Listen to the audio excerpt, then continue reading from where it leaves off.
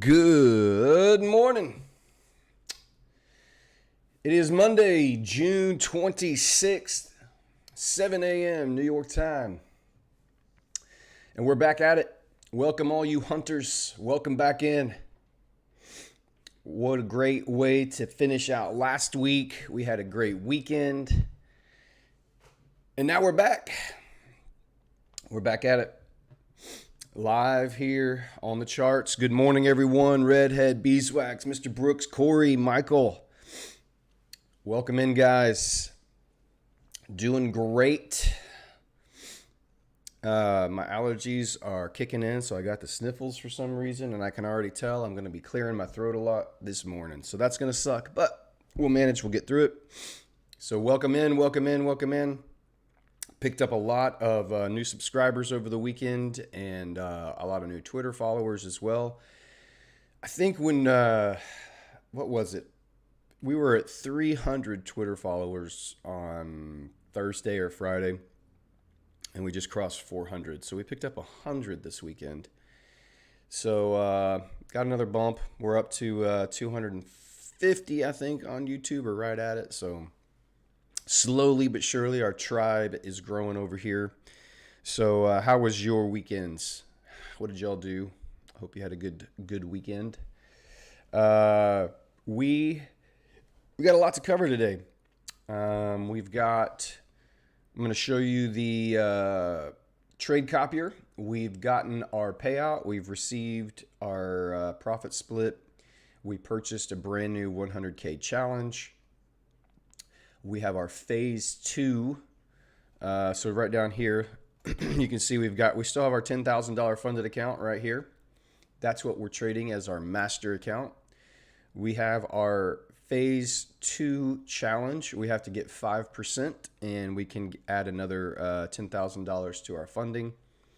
And then we're copying trades also to our brand new 100K phase 1 challenge, which our goal is 8,000. That's not right, actually. I need to fix this. That is not. It's not 100,000. It's not $800 profit. It's $8,000. 108,000. There we go. So we have to make 8% on the 100K. 5% on the 10K, and we're using our master account here to do that. So, hey, John, had a great weekend. Good. Spent time with my parents. Good job, Mr. Brooks. That's always, your parents need time with you, man. They do so much for you. It's good that you got to spend time with them. Indeed, friends, welcome in. You're new. You're only new once. Can't say that again after today, but glad you're here, man. Welcome in, welcome in. Hey, Jack, just took a loss on EG. Oh, no. That's not how you want to start a Monday. Sorry about that. Send me a screenshot on Twitter. Let's take a look at it. Braveheart. Hey, good morning. Hello, Braveheart. Welcome in. Glad you all are here already. Up to 12 viewers already, first thing in the morning. Hey, you guys, start off by clicking that like button. That'd be great. That would be great. All right, so we are in the last week of June. We will be, let's see, first thing we need to do is I need to go pull up our news for the week. We're going to take a look at the economic calendar. No, that's not the one I want.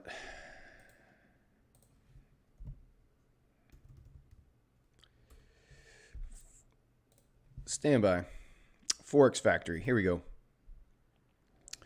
All right, let me throw this up here so we can see what's going on with our news this week here. Today, not much news at all. Tomorrow we have a consumer confidence report coming out for the dollar at 10 a.m. We've got some new home sales. But for us, we don't really, this Canadian folder news does not affect us. The Aussie news does not affect us. Wednesday, pound, the Bank of England governor is speaking.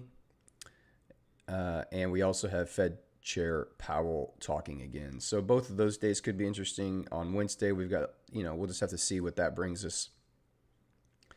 Thursday, the German preliminary CPI comes out for Euro.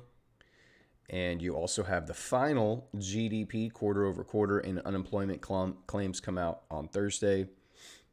Pending home sales, final GDP price index, all of that's going to be, that's going to create some movement on Thursday probably.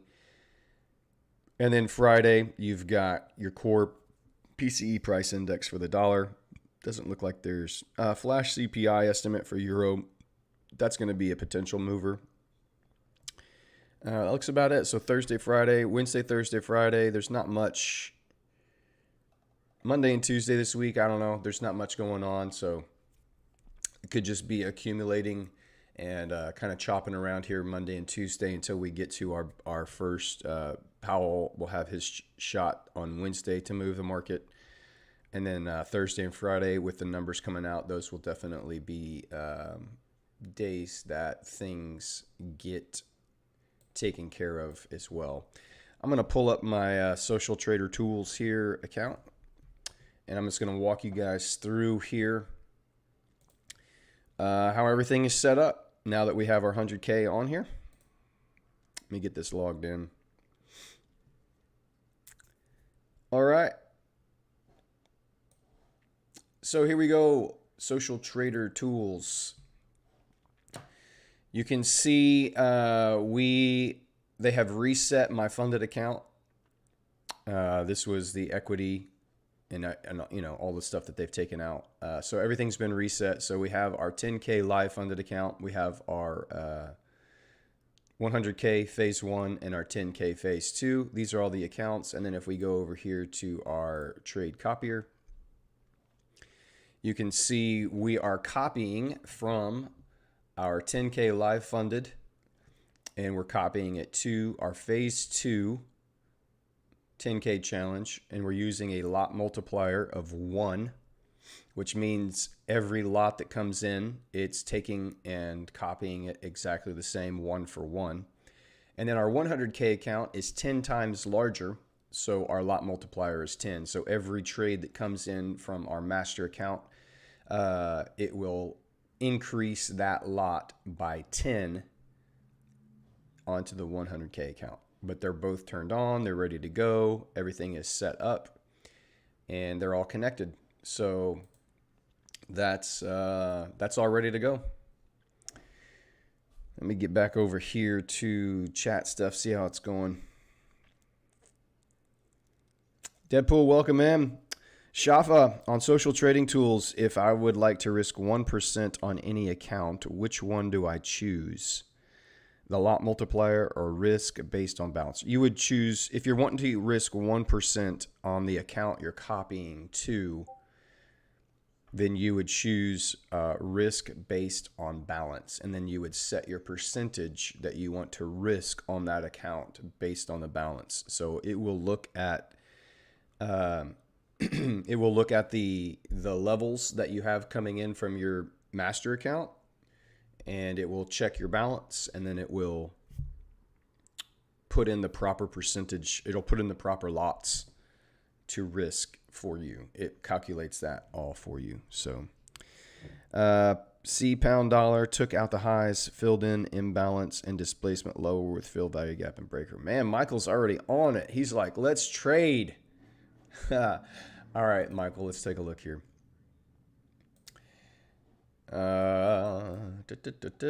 So opened, pushed up. He's saying it's dropping down. I'm going to drop in here. It's our trade from last week, our 1-2 winner from last week. We dropped in, took out buy side. We have displaced lower.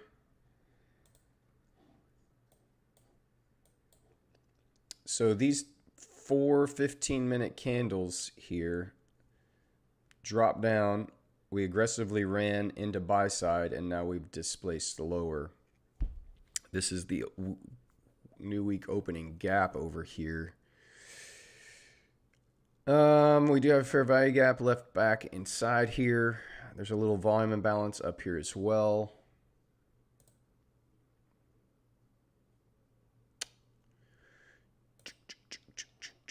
It's not, have a draw on liquidity down here. You would be expecting a bullish dollar. Yeah, this early on Monday in a market, I'm probably not going to just jump right into this, but I'm not saying that it's also not a bad setup. I'm not going to call out a trade 10 minutes into a live stream on Monday. I like Mondays on my data. Mondays are typically the day that I have the lowest winning percentage. And so I'm way more cautious. I'm typically more neutral on Mondays. Just want to see what the which way the market wants. I'll let it show me its footprints. Basically, I want to know where it's going and what it wants to do. Let's see here.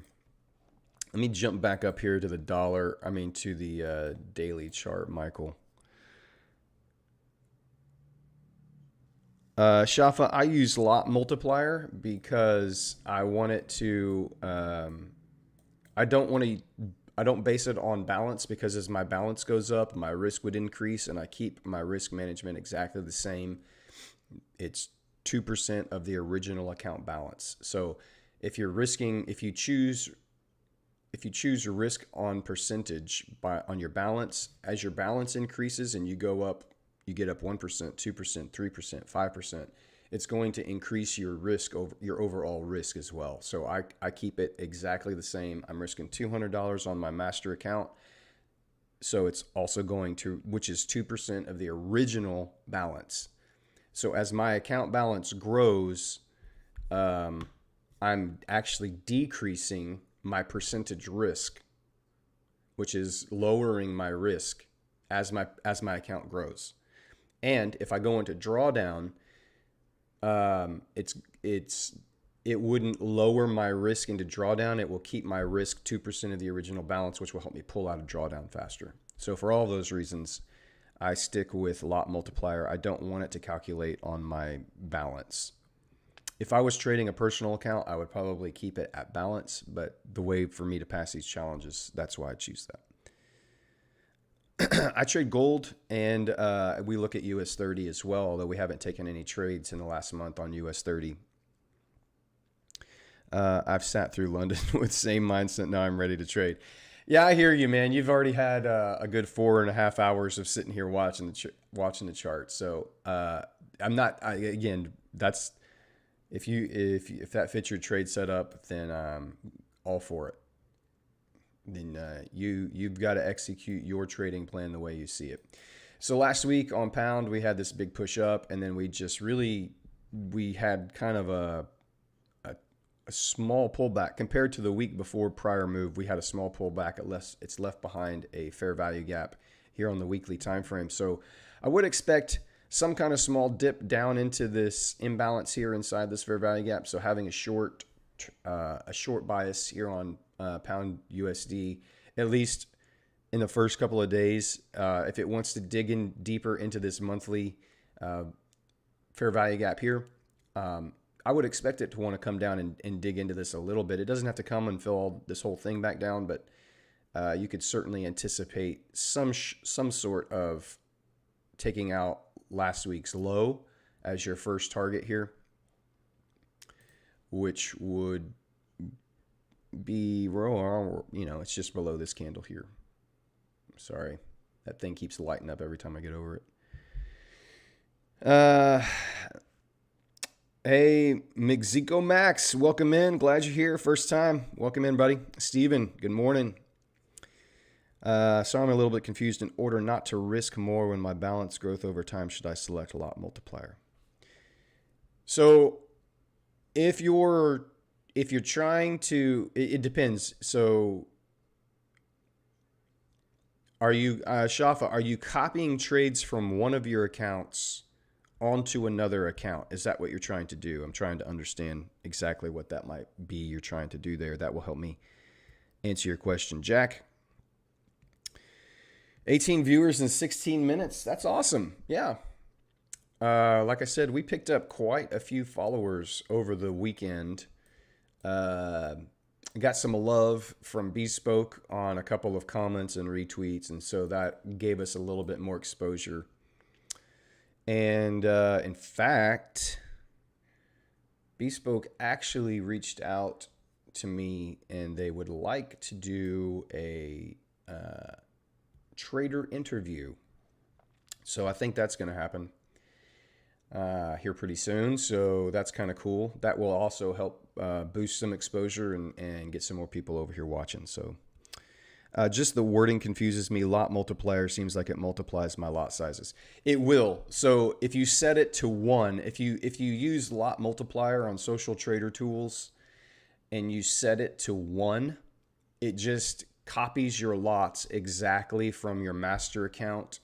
It uses, if it's set to 1, it will just copy them directly 1 for 1. That's what it means. It multiplies whatever's coming in by 1, which is itself. 1 times 1 is 1. So if you set it to 1, it's just going to take the lot size that's coming in, and it's going to take that same exact lot size on your copy trade account. If you set it to 2, it will double that lot size. So for instance, on mine, I have a 10K and I have a 100K. The 100K is 10 times larger than the 10K account. So any lot size that I use on my 10K master account, if I send 1 lot over on my 10K account on a trade, well, on my 100K account, to have the same amount of risk, it needs to be 10 times bigger because it's the account is 10 times bigger. So instead of risking $200, it's going to risk $2,000. So you have to multiply your lots based on the account size that you're copying to.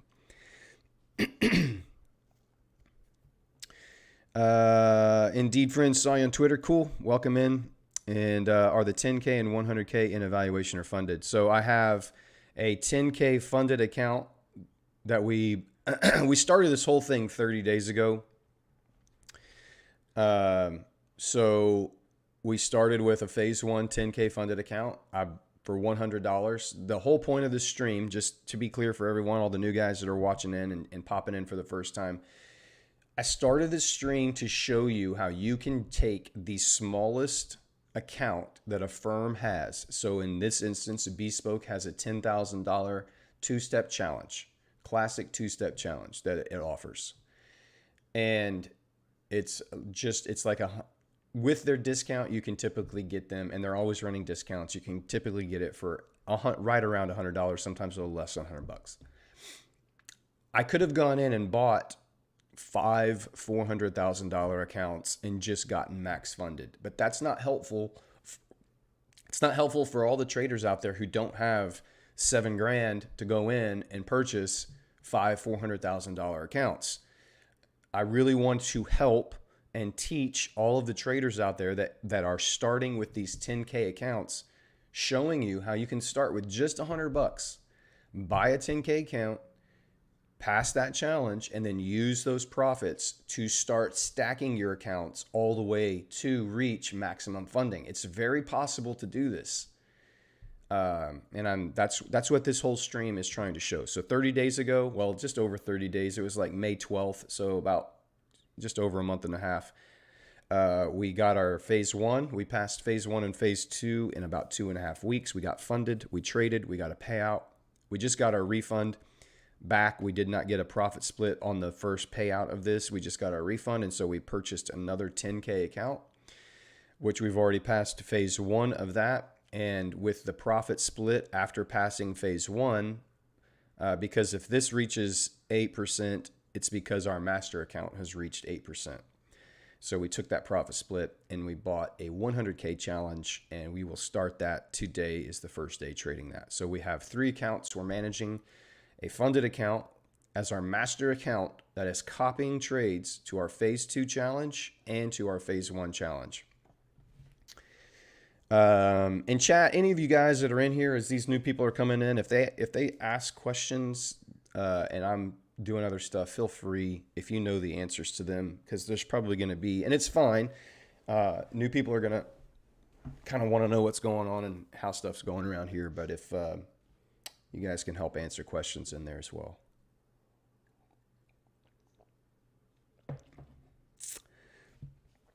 Let's see.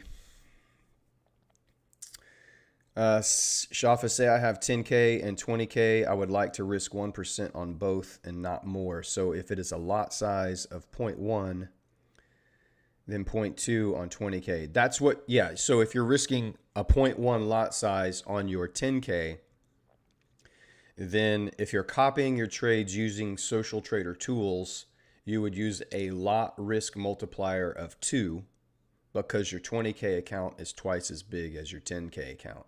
And then it will double that lot size to 0.2 on your 20K account. Hey, Peter, nice to watch your progress from Nairobi, Kenya. Welcome in, man. Looking forward to learn from you. A quick one. When did you start to be consistent trader, and what would you do if you had to start all over again? If I had to, so it took me a good 3.5 years, almost 4 years to become consistently profitable. So yeah, I mean, that's pretty common. That's a pretty common number for traders to take to reach profitability. And then if I had to start all over again, what would I do differently? A lot of people ask me that, and I think I would say develop self-discipline very early on in all of your life, because how you do one thing is how you do everything. And so if you can't have self-discipline in every area of your life, you're not going to suddenly have self-discipline when you sit down to trade and execute your trading system. So you've got to be a master of yourself. I think the second thing is I would want to pound into my head very early on that this is a business. This is not a game. This is not a game. This is not a video game. This is a business. It's a career. And if you treat it like anything other than that, it's going to go very, very, very poorly for you. Michael, did you get into that trade there on that pullback right there? Didn't really jump back up into this fair value gap at all, so that's definitely a no-go for me. But until this buy or sell side liquidity gets run down here, that could still be a valid entry up here inside that fair value gap. So we'll just kind of watch that. Alejandra, how much risk per trade you take? We risk 2%, and I have gotten a lot of questions about how much risk I take, and I've gotten a lot of I don't know if I'd call it flack, but a lot of people are like, God, I can't believe you're risking 2%. Listen. I'm risking 2% per trade because I know my data and I know my trading strategy. I know exactly what my max losing streak is over the last 100, 200 trades. I know how I execute my trading system. I know what my win rate is. And I have that data, and I have confidence in my data and in my system and how I trade. If you don't have that data, do not risk 2% per trade. If you don't know what your max losing streak is over your last 100 trades, you should not be risking 2%. You should be dividing that up and understanding, oh, well, I know that I could lose 8 trades in a row. Okay, well, then you need to lower your risk, or else you're going to be failing these challenges way faster. You can't be your data is what gives you the confidence in your system. Because I'm not worried about any one trade. I know over the next 100 trades, statistically, where I'm very likely to be. And I can't guarantee it, right? Past results are no guarantee of future results. But that's how I go into trading. I risk 2% per trade every time. I don't change it. Nothing changes. My edge is based on the risk management, that I win twice as much as I lose. I don't change that. I don't touch it. I don't do anything to it. It is just 2%. That's it. 1 to 2 risk reward ratio. If you do not have the data that shows you what your max losing streak is over your last 100 trades, and you don't know what your win rate is over your last 100 trades, You need to lower your risk. You need to be risking 1% or 3/4 or half until you have that data. I have that data. That's why I can do this. David, good morning. Welcome in. Shafa, basically I'll be trading on demo account that is connected from TradingView to my prop firm account. This demo account has the same size as my prop firm, so I guess I need to be selecting 1% based on balance for now. Yeah, that's fine. And if I understood you correctly, I'll be using lot multiplier when I have accounts with capital more than 10K. Correct. Yeah, you can set your trading view to risk 1%, and then whatever that is, you set your lot multiplier as your accounts grow. That's exactly right. Oh, thank you, Trading Lawyer. 2% per trade. Yes.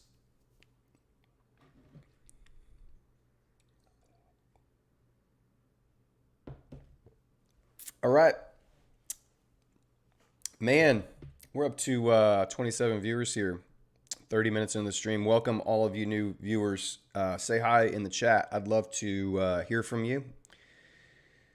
Don't be a stranger. Don't be a lurker. Jump in there. Let me know where you're watching from. Let me know where you're at in your challenges. And if you have any questions, we're going to jump into some higher time frame analysis here and just start breaking things down as we get into our week. But if you have a question, jump in there, and we'll get to it. Yeah, Jack, if you did you send it to me on Twitter? I'm more than happy to look at your screenshot and break down your loss for you, man.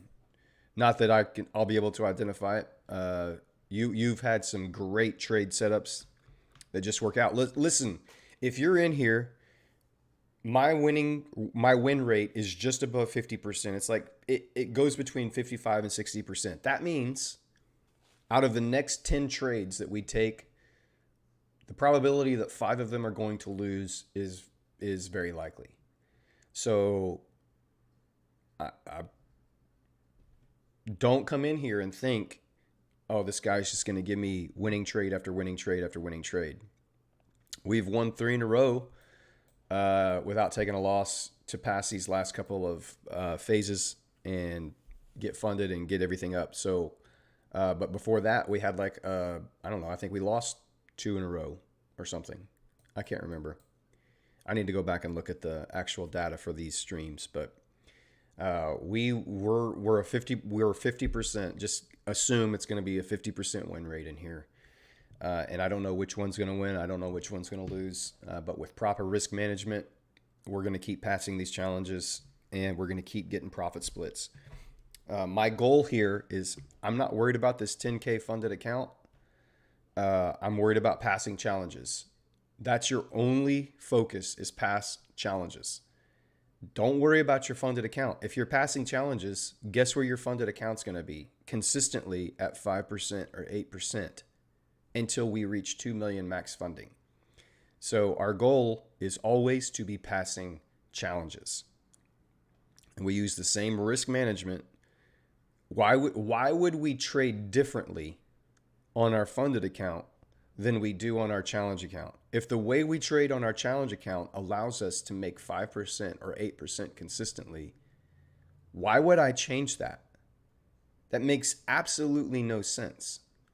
It's the exact same strategy. It's the exact same mindset. It's the exact same principles. It's the exact same plan. It's the exact same risk management. It's the exact same A+ setups. I'm not changing one thing. This is how I trade, whether it's a challenge or funded account. I don't care whether it's a funded account. I don't care whether it's a challenge. This is my trading plan. And so I'm going to execute it exactly the same, no matter what account it is that I'm trying to work on. So we're going to constantly be getting either 5% or 8% profit splits, and that's going to be what we use to stack all these accounts. Stream popping off. It's getting there, man. I mean, it's not popping off yet. 25. I'm so grateful that all of you are here, but let's be honest, there are streamers that stream every day out there that have 250 or 2,000 live streamers. So I'm to go from let's see, May 12th with 0 viewers, and now what is it, 40 days later to have almost 30 people in here watching. That's fantastic, and I'm so happy you guys are here, and I hope you find it valuable. I hope it's helpful. I hope we can learn and grow together. So I'm doing this free charge. All I ask is that you click that like button. I'm not here to profit off of you guys, okay? That's not what I'm doing. I trade to make money. That's why I'm trading. And I wish I would have had somebody doing this for me 3 years ago, 2 years ago, a year and a half ago, when I was still struggling so badly. So I hope it's helpful.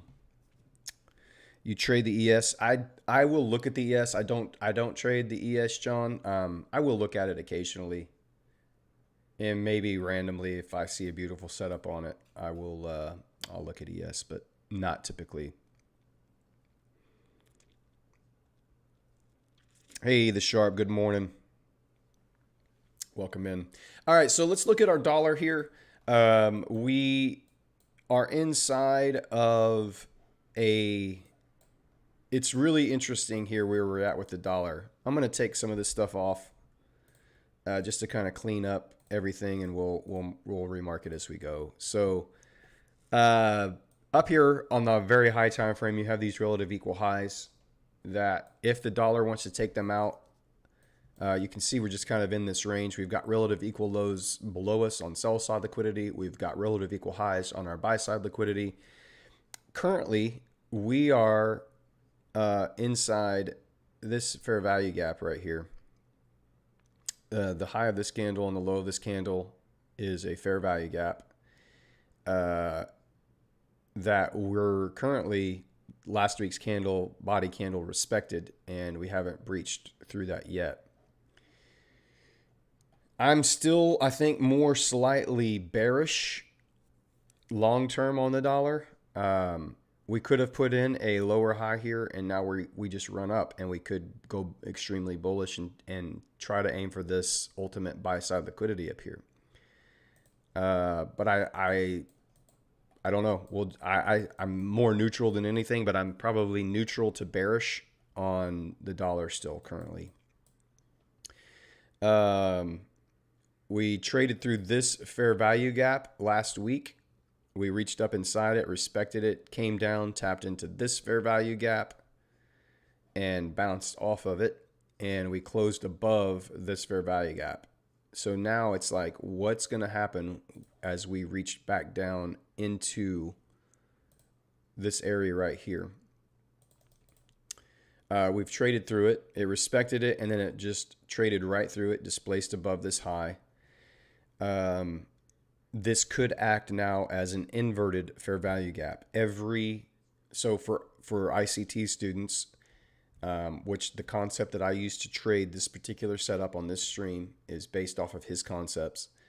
Every PD array, every price delivery array can be inverted. So if it respects it one time and then breaks through, it can become an inverted area in which price will respect to push it in the opposite direction. So now that we have violated this daily fair value gap, we pushed all the way through it and closed above it. Be interesting to see what happens when we come back down in here this week. You can see it tried to push down. It reached right back down into that area, but it hasn't really dug back into it at all. There's a no wick on the top of this candle, and interestingly enough, there's a very, very tiny tail on the end of this candle. So there is a wick there. It did put in a very small wick there on that daily, but there's currently not one on today's candle. It just opened, has dropped, and not really done anything else. Candles with no wicks are draws on liquidity. The market does not like to leave no wicks behind. So, you could expect a bullish dollar, maybe potentially today, to put in and if it's not today, it could be tomorrow. You put in a high of the week. If this is going to be bearish, maybe a high of the week tomorrow, and then it drops on news with Powell speaking Wednesday, Thursday, Friday, whatever. But as we're also at the end of the month, so there's a lot of stuff going on this week that means it could just be kind of choppy. You may not get super aggressive price moves. The beauty of taking 1-to-2 risk reward ratio, though, is we don't need to capture a huge move. We just need a quick little setup to form, and we can take advantage. So be interested. This is my first area that I'm going to be watching dollar. You obviously have this large imbalance from Friday that it could dig down into and retest Thursday's high here. If it leaves this open, you now have a fair value gap created here, and whatever this low is and this high would be another fair value gap to go bullish. So I would like to see there's a fair value gap here on the weekly time frame. This is what I wanted to show you. I'm kind of anticipating a run up into this fair value gap and then deliver price lower. So that's kind of what I'm anticipating for the dollar as a draw on liquidity, is this weekly fair value gap above us, which you can see lines up with last week's high. But that's kind of where I would like to see what happens. It lines up with this weekly order block here. So you have a swing level here. So weekly order block with a fair value gap, a daily order block with a weekly fair value gap right there, resting just inside of it, right at the tip of it. So I'd kind of like to see how the dollar responds there. If we're going to go bearish, we could go bearish here, pull up Wednesday, Thursday, and then just kind of pull back into this choppy range. Could be something like that too. All that to say, kind of neutral on dollar. I'm more bearish overall, but these are the areas that I'm watching to see how the dollar responds and gives us a better footprint, a better clue on where it wants to go next. Okay, so you have a weekly fair value gap as a draw on liquidity, last week's high, daily order block. You have an inverted daily fair value gap that could push us up into that area. We'll watch and we'll wait. Let me jump over to the pound dollar here. We have not taken out last week's low, but we reached down close to it. And again, there's a weekly fair value gap. Well, it's not, yeah, it is a weekly fair value gap. Huge weekly fair value gap here left from 2 weeks ago. We had the big move up 2 weeks ago. Last week we chopped and just kind of accumulated price. So you could anticipate a dip into here if it wants to go higher this week at all. This would mean we would be closing at the monthly high. If it dips down and pushes back up, this would be a very large bullish monthly candle reaching up into this monthly fair value gap here. Kind of what I'm anticipating, but currently it's just pushing down lower. It opened, pushed up, and then has fallen off. I was real interested to see, with all of the events happening in Russia over the weekend, what was going to happen with all of the currencies as we opened up, and that thing flared up and died out so fast. I don't think it had much impact at all, quite honestly. But it had the potential to be a major market mover over the weekend, which is why I do not hold trades over the weekend, especially in today's crazy news environment. Stuff can happen on the weekends that just demolishes your account when the market opens on Monday. Let's see. I'm going to jump over here to the chat. Make sure, Jack, I haven't forgotten about you. We'll get to that. We'll break down here in just a minute.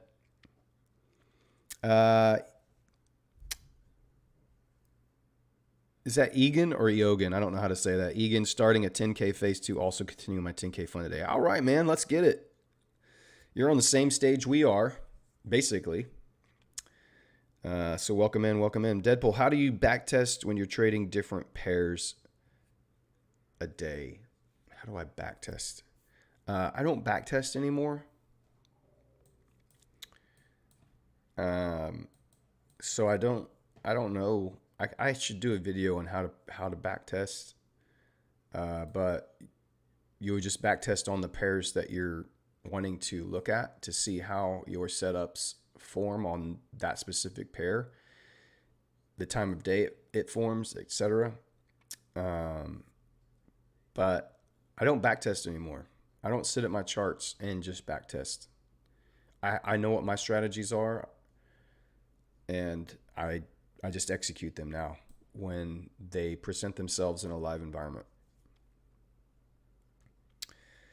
I've been studying ICT since 2021. I started going through all of his videos online in 2021, and then in 2022, of course, he put out his YouTube mentorship. So about 2 years now, I've been studying ICT stuff. Non, I think that's you. 120K. Well, not officially 120K. We have 10K officially, and we have 110 potential. So we're not quite to 120K yet. We've got some work to do on these challenges here before we can get there.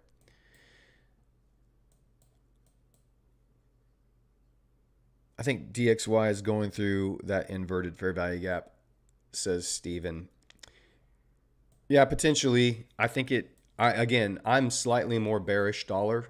So I would anticipate, I was kind of hoping Monday today would actually push us up into this fair value gap, and then we would see prices lower. Like today, tomorrow, maybe tomorrow we get a high of the week up in here. Which would mean a weaker pound and euro today and tomorrow. And then I was hoping we would get a push down to aim for last week's low, weekly low here inside this fair value gap, dig into this fair value gap a little bit more. But we'll see. This thing can hold. At least it could hold today, push us up tomorrow, and then we get a drop on Wednesday and Thursday. Again, I can be totally wrong, and I'm fine with being totally wrong. And if I'm wrong, it's more than likely is I don't take a trade. And I'm perfectly fine with that. I accept the fact that my analysis is not 100% correct. I accept that fact every time I sit down, is that I can see things the wrong way. But I also know that I'm not going to take a trade if it's not in line with my bias. So, and if I'm neutral, then I'm just going to look for displacement and see if that setup appears. And I'm neutral to bearish, so that's kind of where I'm looking for here. Still waiting for pullback on G. You got an order set on the 20 level.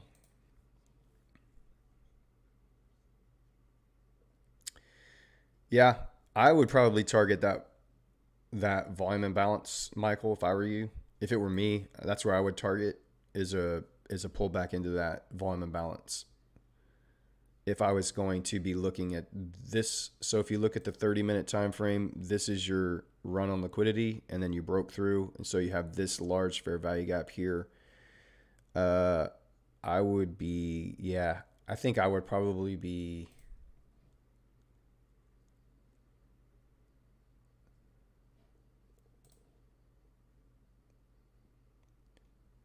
I'd be at the 27-23 level. Probably is where I would look for an entry. That's just me. That's how I would probably, if I was going to trade that as a breaker, that's how I would target that. They did leave last week's low in place here, so you might get an entry on that. But we'll keep an eye on that with you. All right, let's jump over to Euro. We haven't looked at Euro yet. On the weekly time frame here, let me zoom in, get a little bit closer.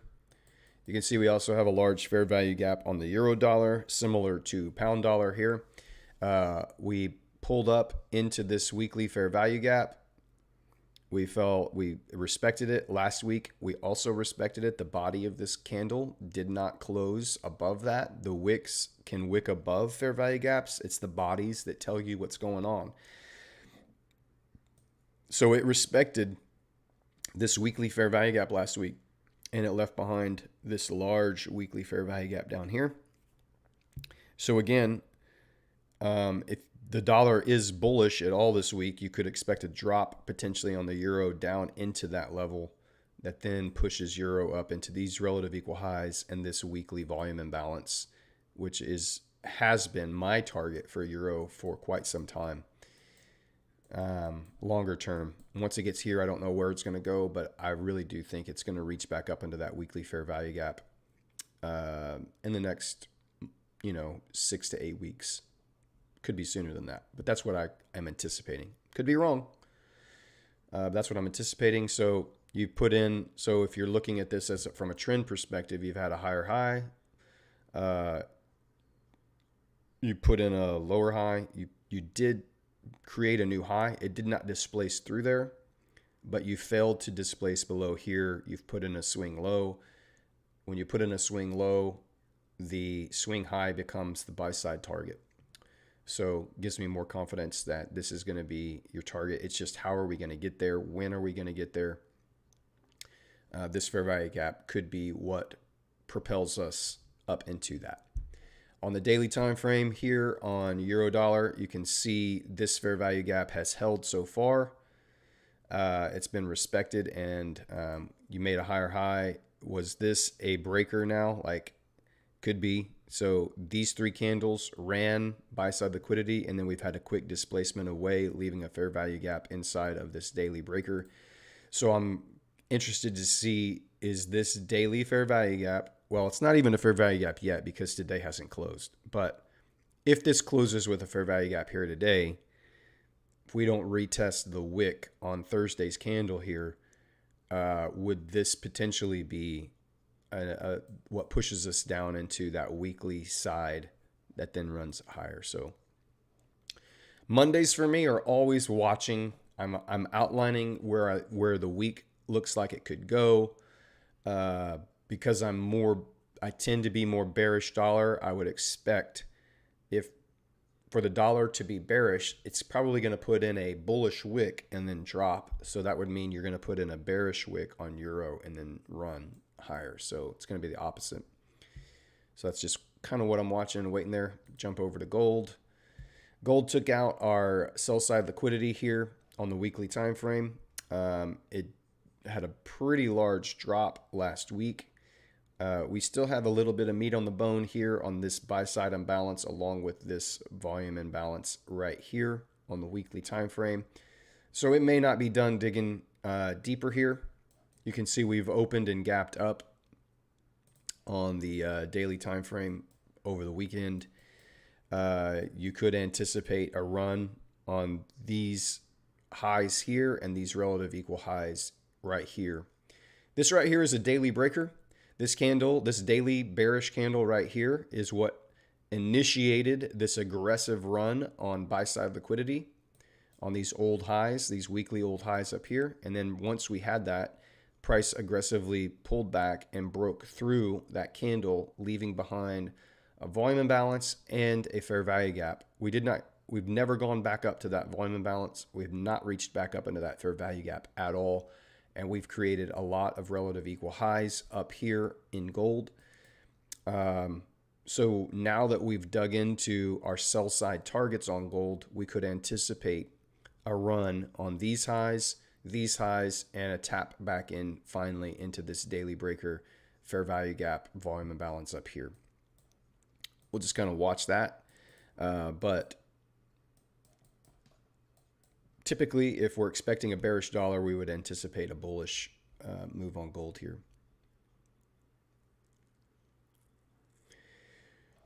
It's pushed up pretty hard over that weekend. It didn't really fill in that gap yet. So you could see a little bit of rundown back into that and then take off, but it doesn't have to. It can just run. Here on the 1 hour, you can see here this candle right here. This last up move candle is what initiated this run on liquidity overnight, and then we had an aggressive move away. It did leave a fair value gap, but not inside that. So that's technically a breaker. We'll see in the 30-minute. You do have a nice fair value gap here on gold with this 30-minute breaker right here. So this is the move. This is the last up candle move that initiated a run on liquidity. Aggressive move away after you ran liquidity. It left behind a fair value gap inside of that 30-minute candle. So that could be a target to take a buy on for gold. I'm not going to call that or take that position, but that could be a nice entry there. Here on the 15-minute, it's pretty similar. You have these two candles together, which are that 30-minute candle we just looked at. You have a fair value gap here and a fair value gap here. So we'll watch and wait. US 30. Last week we had a engulfing bearish candle form after we have run buy side liquidity here. You ran it here and here. You had a quick displacement away. So it's going to be interesting to see what kind of continuation, if any, we get on US 30 lower. You have this fair value gap that's been tested once. So it'll be interesting to see what happens if price wants to dip back into this fair value gap here as its first initial draw on liquidity. You to take out last week's low, it has not done that yet. It's left last week's low in place currently. So we'll be watching to see. Let me zoom in here a little bit. You got relative equal lows. There's an obvious clear draw on liquidity here on sell side. You also have relative equal highs up here on the 1 hour, and it's sitting right in the middle between those two currently. Quite a large displacement overnight. It's pulled back up into that a little bit. So just going to watch and wait. Wait for the New York market to open and see what it gives us here. We're almost through our first hour. Just catching everybody up, trying to get our ducks in a row as we head into the week. Also for you viewers here that are joining us for the first time, we do not take very many trades. And that's probably the one thing that's another thing that I would probably, somebody asked me what I would do differently earlier. Someone asked, what would you do differently if you could go back and start again? One of the first things I would say is stop taking so many trades. Stop taking so many trades. You do not need to be taking that many trades. You can be extremely profitable only taking 1 to 2 trades a week. And this challenge and the way I'm documenting this is proving to you that concept is true. You do not have to take that many trades to be extremely profitable and pass these challenges. 1 to 2 trade setups a week. Now, we've had weeks where we get a setup every single day. That is very rare. Most of the weeks that we've started this, and we've been doing this, what is this, week 6 now? Maybe 7, I can't remember. It's either week 6 or 7. Most of them are 2 trades a week, 3 trades a week max. It is very rare we get more than 3 trade setups in a week. But 1 to 2 is very common, and 1 to 2 is all you need to be profitable. I'm jumping back over on the chat here. ICT was calling Black Slong like he was hunting ducks. Yeah, I saw that. He likes to post that Black Swan picture when things are going badly around the world. And he's actually right. Listen, man, if that stuff in Russia had gone down and had still been playing out right now, it definitely could have been a Black Swan event there. How was your experience with BFP bespoke funding, I guess is what you're Ashjad. My experience has been great. They have been wonderful. They've been very quick to respond. You get your credentials instantly.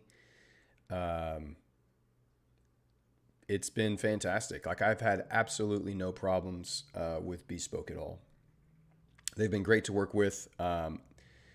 Max and Kaler are very active in Discord. They're easy to work with. They have responded and helped me out on one little issue I had on my dashboard.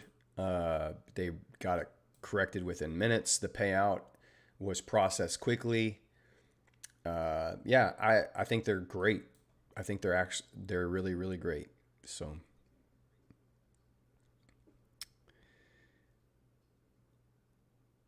Uh, Ajad, I risk 2% per trade. I have been trading for 4.5 years.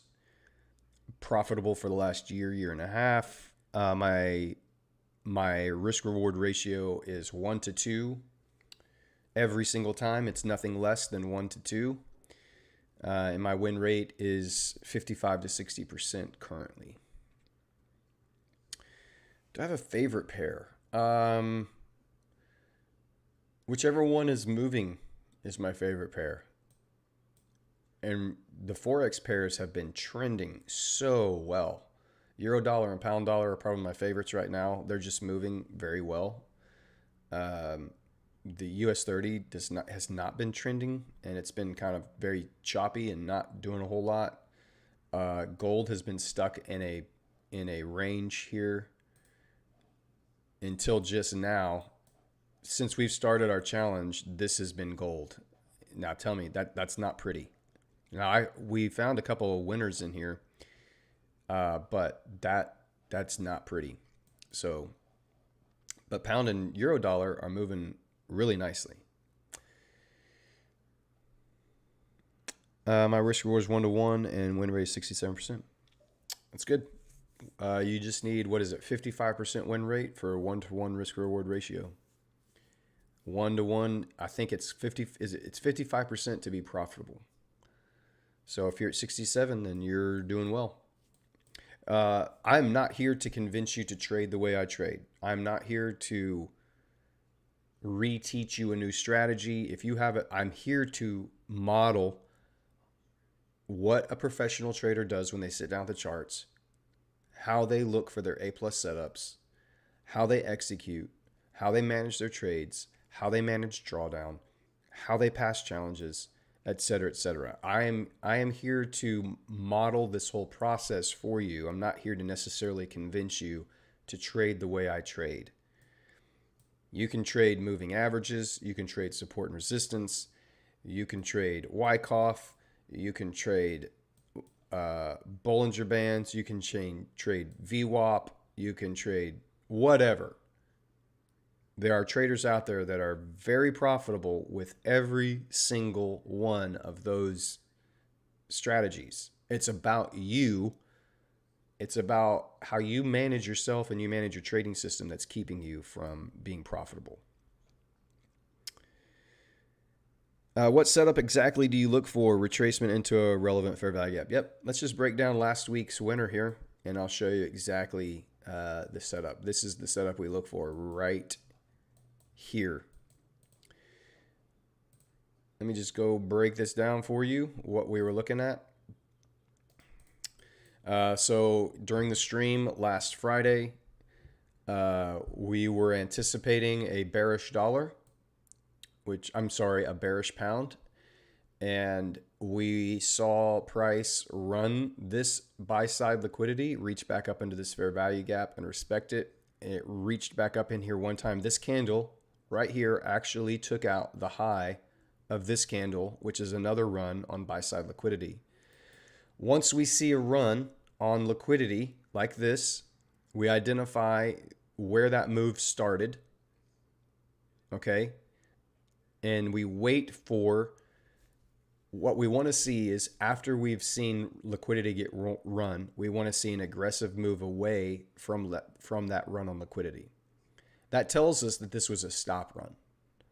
This is not a market shift. This is a stop run. When you see liquidity get run and then you see an aggressive move away, you want to see price begin to break through where that move started. And you can see right here, 30 minutes later, we get this aggressive move back through the candle that started that initiated the run on liquidity. So this candle right here was the last down close candle that initiated the run on this liquidity. Once this liquidity was run, we get an immediate aggressive move away. On the next down close candle, this candle right here, we called the trade. You go back on Twitter around 9 o'clock in the morning on Friday. You can check my Twitter. We called the trade right around here. And we called out this level. We put we said, this is the exact entry, 27222. You can see it on Twitter. We called it out right here. This is a fair value gap. We actually had two fair value gaps that are nested inside of our breaker block. Once price displaces aggressively through this candle, this becomes a breaker block. We look for and identify our fair value gaps inside of that breaker, and we target 1 to 2. Now, I only needed a 1 to 1 to finish out this challenge last week. To pass phase 1 of this 10K challenge, I only needed a 2% gain. So since I'm risking 2%, this is a 2% risk right here. I only needed price to go to 1 to 1, and that finished out my challenge. But the full 1 to 2 is the target.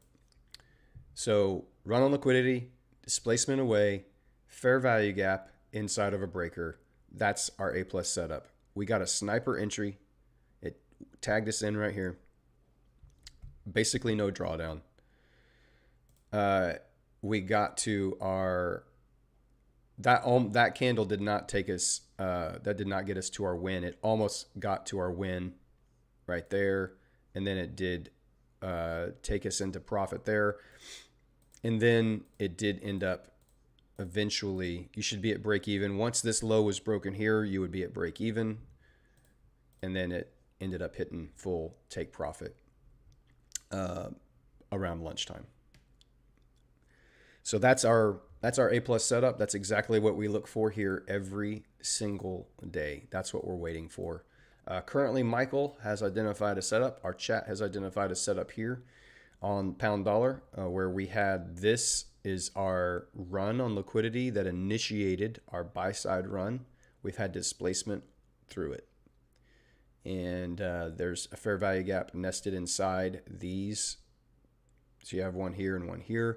I would be targeting, if I was going to take this, and I'm not going to take this, I would be targeting an entry right around here inside this volume imbalance, and then targeting a 1 to 2. I would have my stop probably at least above the breaker, probably above this bullish candle here on the 15-minute time frame, somewhere up in there. If I was going to take this trade, I'm not calling this trade. This is not what I'm taking. If this fits your model and your trading system, you're more than welcome to trade along with Michael there. I take every trade on live stream that shows up, but there are times like today I can only stay on the stream for about another hour, and then I have to get off. And so sometimes there are setups that will happen after we get off the live stream, and if they do, I post them all on my Twitter account. So you can follow me on Twitter, turn on your notifications, and you can, I will post the exact entry, stop loss, and take profit with a screenshot before I get into any trade. So yeah, if it doesn't happen here on the live stream, I call it on Twitter. Complete 100% full transparency all the way through this is my goal. So you can follow along there. Can we copy your trades on our accounts? Of course, you're not responsible for a loss. I mean, I post everything here on the stream, and I post it on Twitter. You're more than welcome to use those trades if you want, but you are 100% correct. You're responsible for your own account. So you're more than welcome to, I'm not offering a trade copying service, no. But I call everything here on the live stream, and I put everything on Twitter as well. So if you can't watch the live stream, you should be able to see all of my trades on Twitter.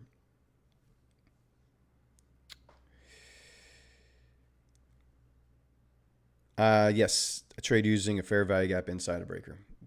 That is our A+ setup. Yep. Let me get to Jack. See what's going on here on Euro, here on the lower time frames. Quite interesting that Euro has been bullish here, and pound grab liquidity and is now pushing higher. Dollar's pushing into its inverted fair value gap here. So this is going to be real interesting. Jack, we're going to get to you. I promise you. Just 1 second, buddy. Dollar's pushing lower, showing some weakness here. Pound has run liquidity here. If we get displacement away from here now, that will be real interesting. That could be a nice little setup for us.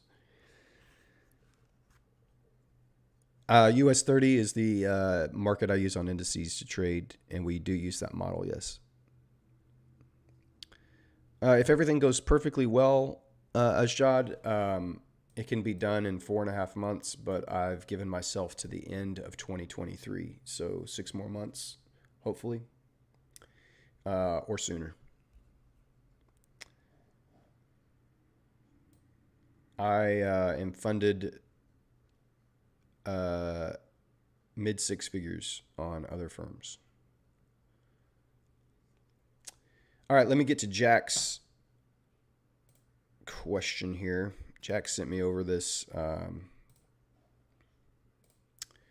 this picture, and we're gonna kind of look and see. Jack took a loss this morning on EG, and just gonna kind of look through here and see. We'll see what he sees here. All right, so we're on EG. This is the 15-minute time frame. He's identified the Asian range. He's identified buy-side liquidity.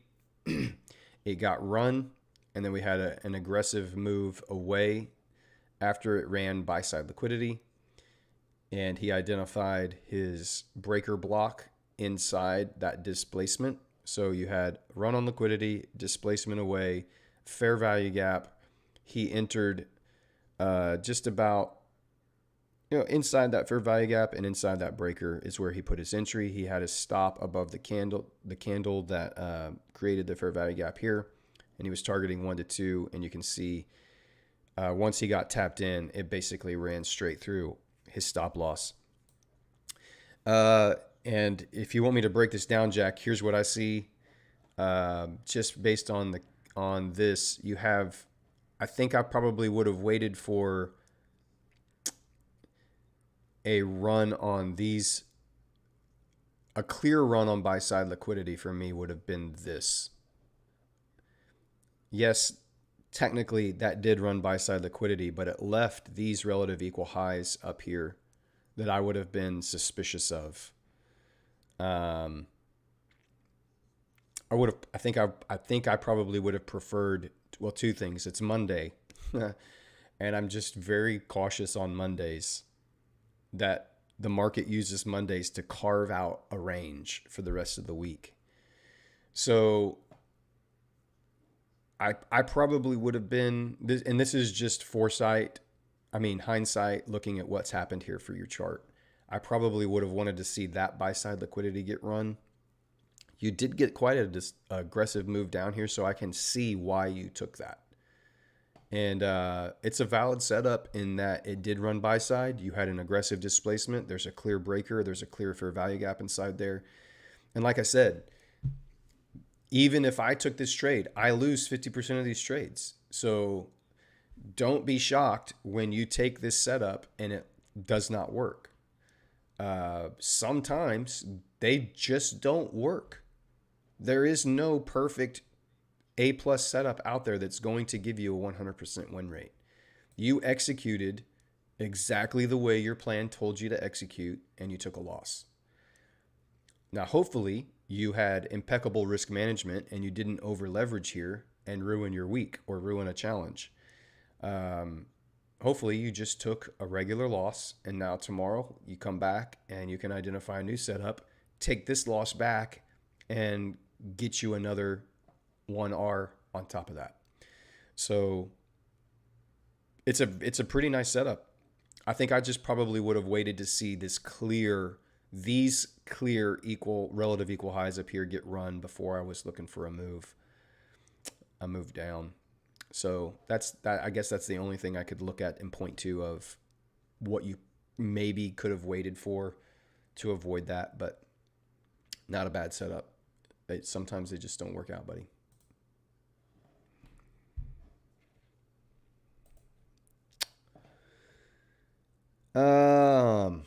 Thanks for the U. I was looking at those highs, but in the end, I just followed the displacement. Yeah, and I don't. Again, I'm not. I don't think that you're wrong. I don't think that that was the wrong move to do.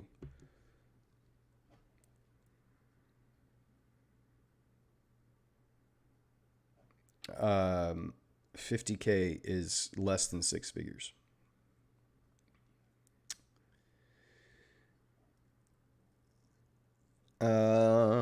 Thanks for that review. I was looking at those highs, but in the end, I just followed displacement. Yeah. Do you only trade after 8 a.m. New York time? Almost your trades in Twitter are after 8 a.m.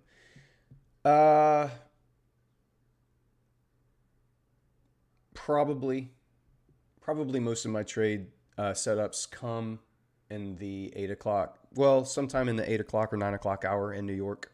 That's when most of the setups form. But it's not always the case. It has been recently, but that's not always the case. Major Pips, what's up? Welcome in.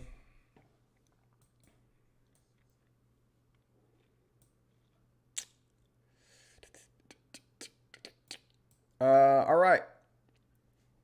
We are 10 minutes into the 8 o'clock hour. We've got about 20 minutes till the New York session opens here. We're just kind of watching and waiting. Welcome in everyone to the stream. It's good to see new viewers in here. Say hi in the chat if you haven't already. Click that like button if you would. I would appreciate it. Ajad, I'm 17 years old, funded 50K with my funded FX. I use my uncle's documents for registration, aiming to get 300K by the end of the year. Well done. I wish I would have known about this when I was a young man. I'm a middle-aged man, approaching old man age. I'm nearly half a century years old. So, or they say 50's the new 20.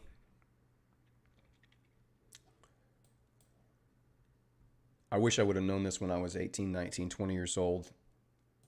But I'm here now, and that's all that matters. I do use daily bias, but when I don't have a clear daily bias, I will just watch for displacement after a run on liquidity, and we can often find a good setup there if I don't have a strong daily bias. Major Pips, I have broken down the EU stuff already today. I'm probably not going to go back through in detail on that. You can rewind the stream if you would like. But, yeah.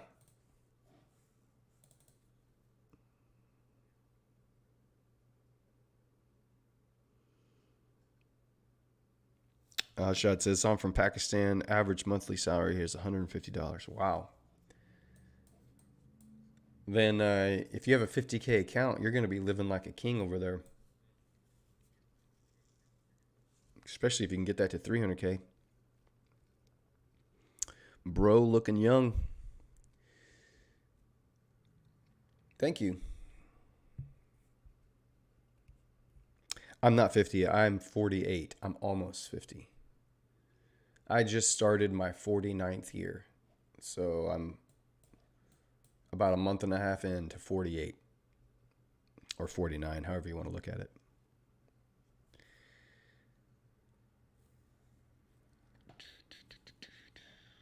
All right, dollar is pushing down here into this inverted fair value gap. I'm going to drop down here into these lower time frames and see. You can see on the dollar, we've run this buy side liquidity. We did not reach back up into the opening gap. It's gap down from Friday's close to Sunday's open. The dollar gap down. We did not fill that gap back in, and we've just reached lower.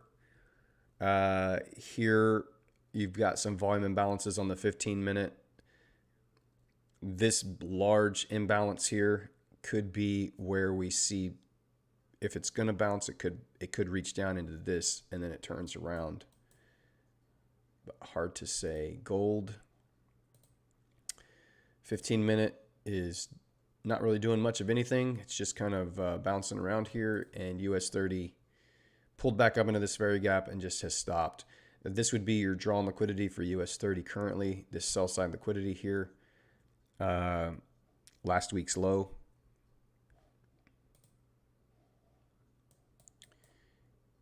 Here on US 30, you can see you've run some buy side liquidity. If you get continued displacement through this low here, this could be a setup for US 30. You have this clear down candle here that initiated a run on liquidity. If this is a stop run, then you'll see displacement away here from this stop run.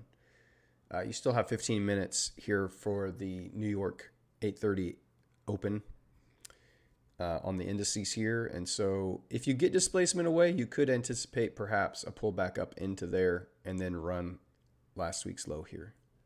So we'll watch that as well. I'm from Texas. I live in Houston.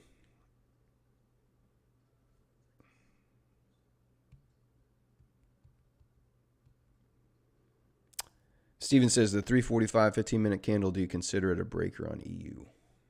Let's take a look.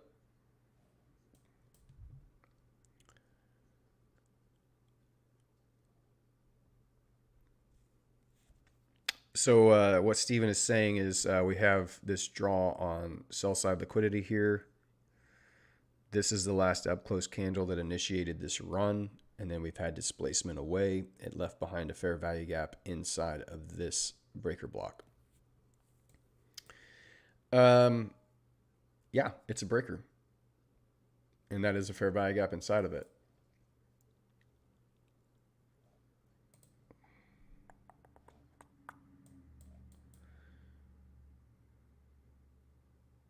I'm just looking here on the 30-minute what I want to use. This move started up here. See, so here's one thing you got to be cautious of when you're looking at breakers is where did the move start? And sometimes the higher time frames can show you where this move started. So for instance, this move to grab this liquidity started down here. So if you go back up to where that swing was, what's the last up close candle? It's this hourly up close candle here initiated that run on liquidity that then displaced higher, leaving behind this fair value gap inside this hourly breaker. If you drop down to the 15-minute time frame, I would probably be more inclined to use these candles here as my breaker, as that's the 1 hour run on liquidity, if that makes sense. Yes, there is a swing level here, and you could probably use this candle as your breaker instead of this candle with this fair value gap. I mean, that candle is inside of that candle, so technically it's kind of the same, but you can see on the 1 hour, this swing to run liquidity and rebalance the opening here started up here. So on the 15-minute, this is where I would be looking, or potentially in here. That fair value gap is inside of that, so that could be an interesting area to see if price pulls back to.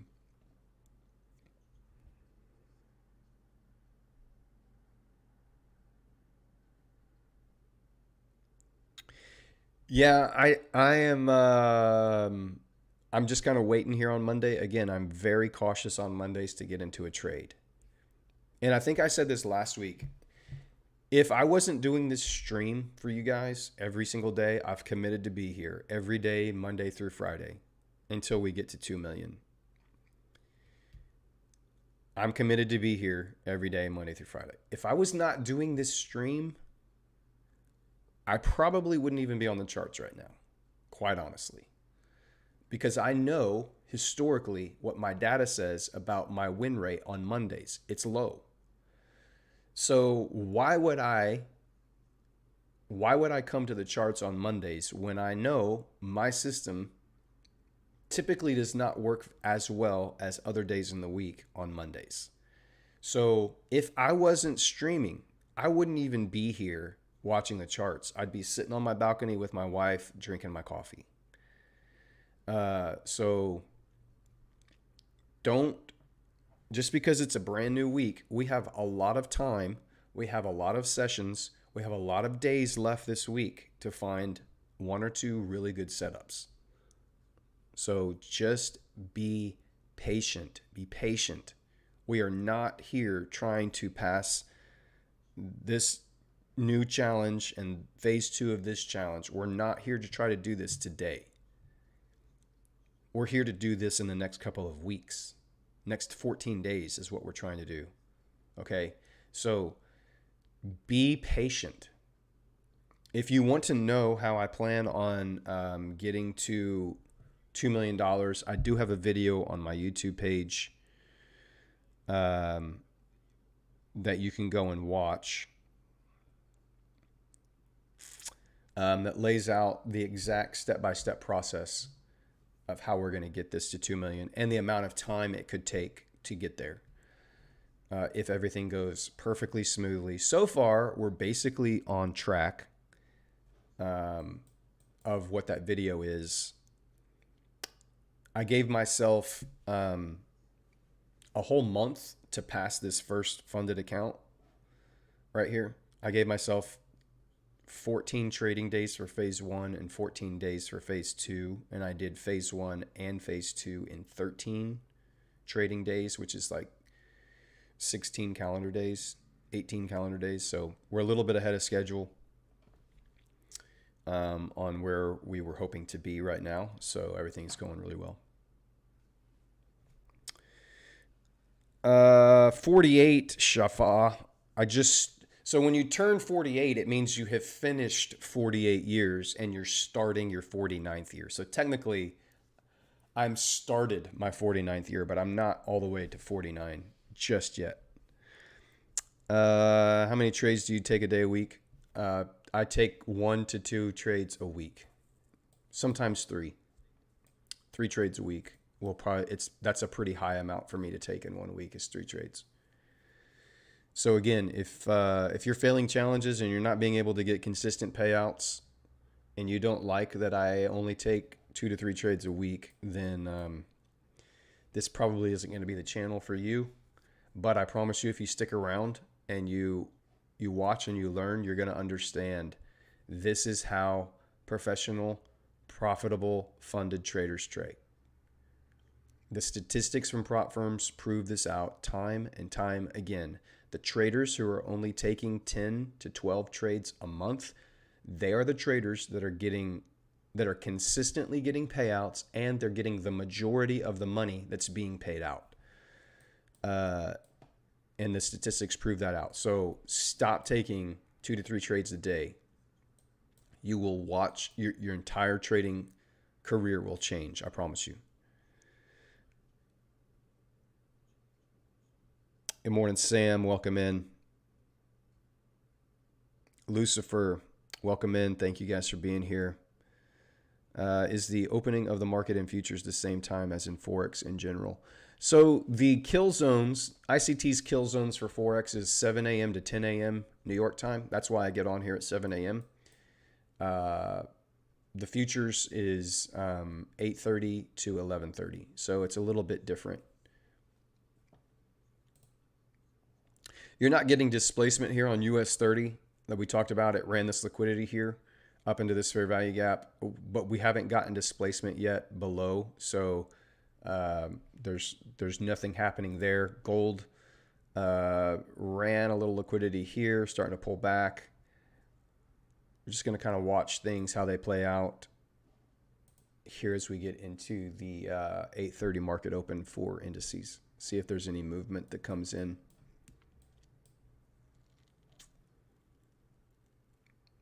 Interested to see how this pound breaker plays out here.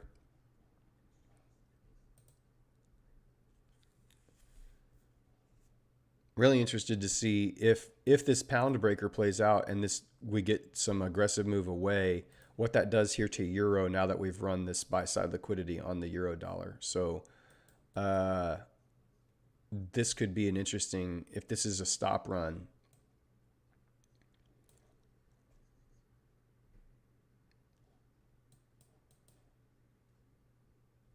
We'll watch and wait. Hey, Nan, welcome in. Monday is lowest win rate in my backtest too. Yep. Good morning, Brad. Welcome in, Ahmad. Are you using a bot? No, I'm not using a bot. Or you're talking to somebody else. Yeah, Lucifer. The problem is it's typically not the strategy. It's typically whatever you're doing with your strategy that's the issue. Sam, my plan after getting 2 million funded is TBD. I just don't know. Maybe ride off into the sunset with my $2 million account plus my other funded accounts and just enjoy my time freedom the way I want. Option two, that's option one. Option two is go to another firm and start this all over again. Start with their lowest account and do it all again. I'm kind of enjoying the process and I'm kind of enjoying the challenge. I could go in right now and buy $400,000 accounts, but and do it all by myself and not put anything up on YouTube or Twitter. But that's not helpful for me. I'm thinking, what would I have wanted 3 years ago? Well, 3 years ago, if all I could afford was a $10,000 account, the thought of managing a $2 million account was so far removed from reality that I couldn't even conceive it. And so to have someone sit down and show you how to take $100, buy a $10,000 account, and use that to leverage everything up to 2 million. This is what I think a very good trader would be able to do. You see all the gurus and you see all the mentors online and they have their private groups, and I'm not here to bash any of them. Everyone's trying to do their own thing, all for it. But I haven't seen any of them do what I'm doing. I haven't seen any of them start with the smallest account a firm offers and show traders that are learning from them, that are starting with these small accounts, showing them how to pass, get funded, get to payouts, buy new challenges, and continue to pass, get funded, get payouts, buy new challenges until you're max funded. That's true mentorship to me. That's showing you exactly the process of how to go from the smallest to the largest. And that's why I'm trying to do this and show people how it's done. Which ICT playlist should someone start with as a beginner? The 2022 mentorship really is probably about all you need.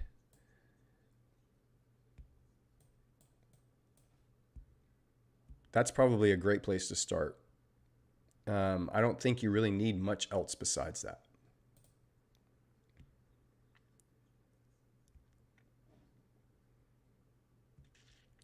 Michael, you almost got triggered in. If you're at 227.20, man, that kind of, if that thing falls away from here, that's going to kind of suck. But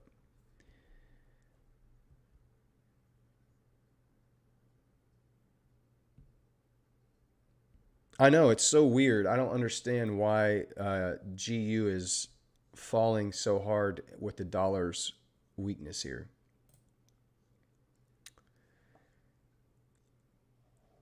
It is very, very interesting. And typically, euro and gold move together as well. Usually when euro's running up, gold's running up as well, and gold's dumping here. Coming in here about another 10 seconds or so until the 8:30 open here. So we'll watch and see if there's any kind of movement on US 30. What's this orange box? Depends. Most of them are higher time frame areas of interest. On US 30, it was just marking out this zone of accumulation. We had manipulation to the sell side. Now we've had manipulation to the buy side, and we've pulled back into this accumulation area. So that's what that is on this time frame. On pound, this is a weekly, I'm sorry, this is a monthly fair value gap. This was our draw on liquidity and has been for pound for quite a while. And you can see over the last couple weeks we pulled up into it, and so that's what the orange block is here on the pound dollar. It's just a monthly fair value gap.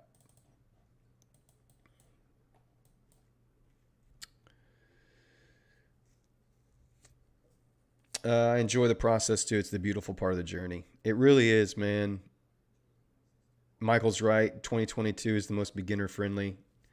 You can go back and watch his core content. It's not as concise and clear as his 2022 mentorship is.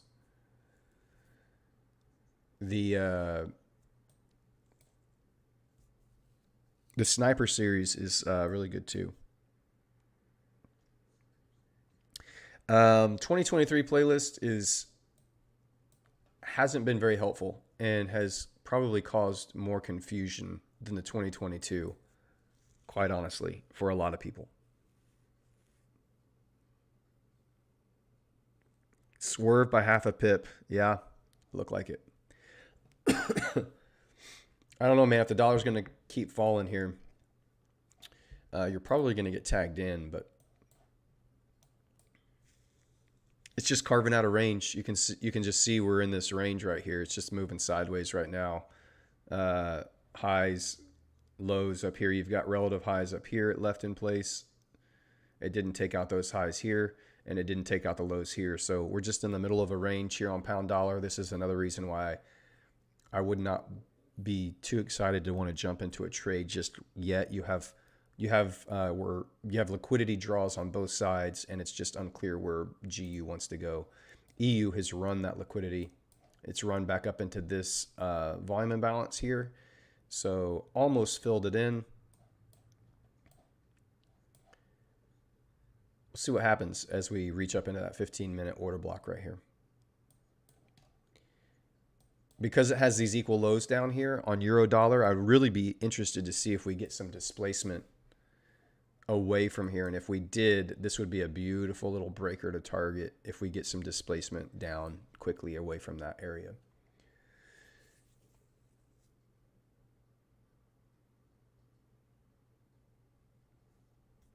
Welcome in, everybody. If you just joined the stream, if you'd click that like button, I would appreciate it.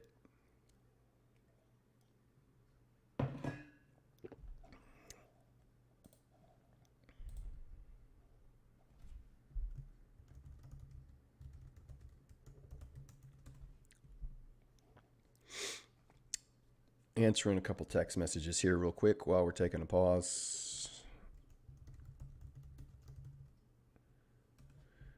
Let me see here.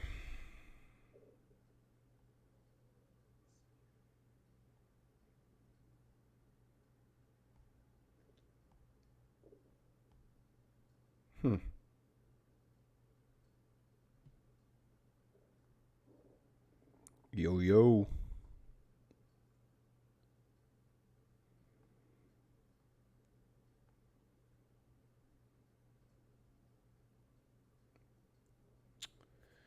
If you haven't said hi in the stream yet, I'd love for you to drop in and say hi.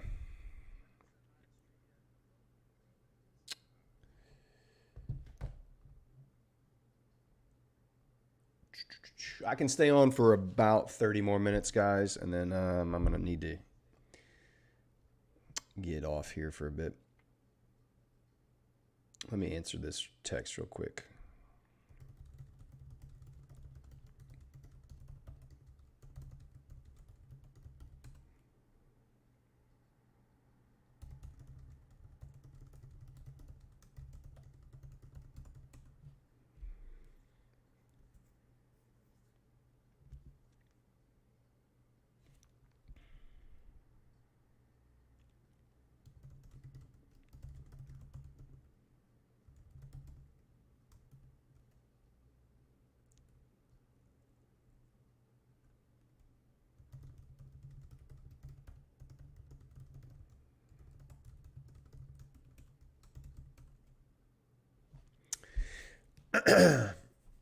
Adrian, welcome in, man.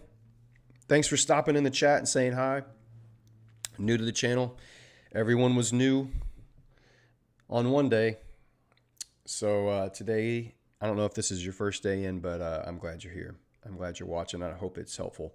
I'd love to know where you're at on your challenges or with your funded accounts, or if there's specific struggles. And if you don't want to put it here in the chat, guys, please, you can DM me on Twitter. I am responding to all of the messages over there. You can ask me if you don't want to ask something here on the chat. You can DM me. You can send me screenshots. You can ask me questions. Our tribe is still small enough here that I have time and the ability to get to all of those. So take advantage of that if you want. I am going to be doing a funded trader interview with Bespoke Funding. They reached out over the weekend, and so I think that's going to happen tomorrow. It probably won't come out for a few days after that, but that's going to bring some more exposure to the channel probably, and I imagine at some point in this challenge, as we increase funding, there will be more people than I can get to. So just take advantage right now when these numbers are lower. I'm happy to help as much as I can.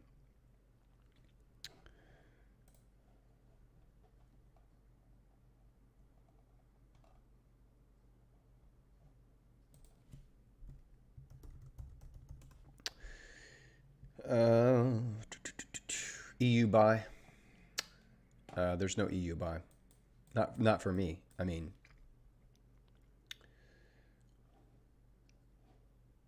it would have to pull, for me to consider an EU buy, which I'm not, it would have to pull way back into this. And if it does that, I would be more inclined to think that this is a stop run if we get displacement away.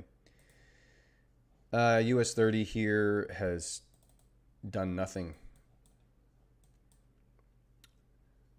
The markets are just moving kind of sloppily this morning, very choppy. There's not a great, and this is very typical for Mondays, where you just see some sideways action, not a lot of anything going on.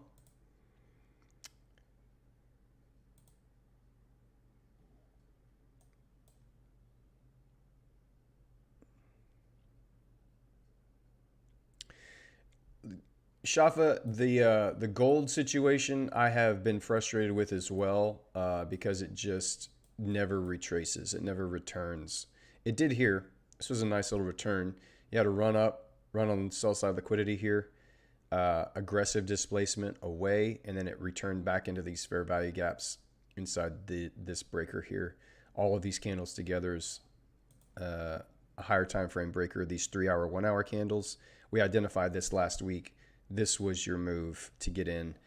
But on the lower time frames, like this move here, it takes off and it never returns. And it has done that quite a bit, where you just get massive, quick moves with no opportunity to get involved.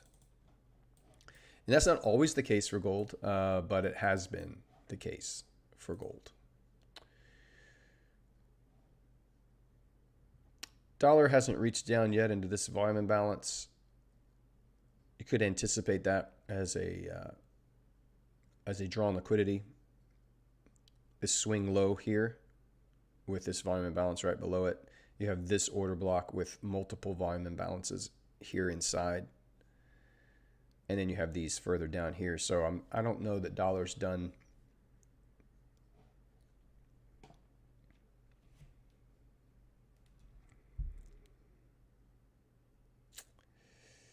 Q80, A Venator, been following your shorts and decided to join the live. Welcome in, man.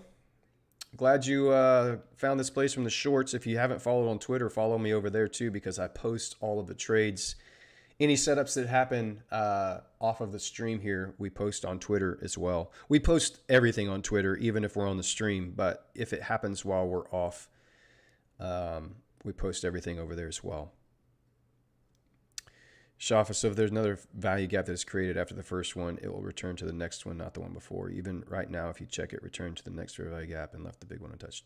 Yeah, it does that quite a bit.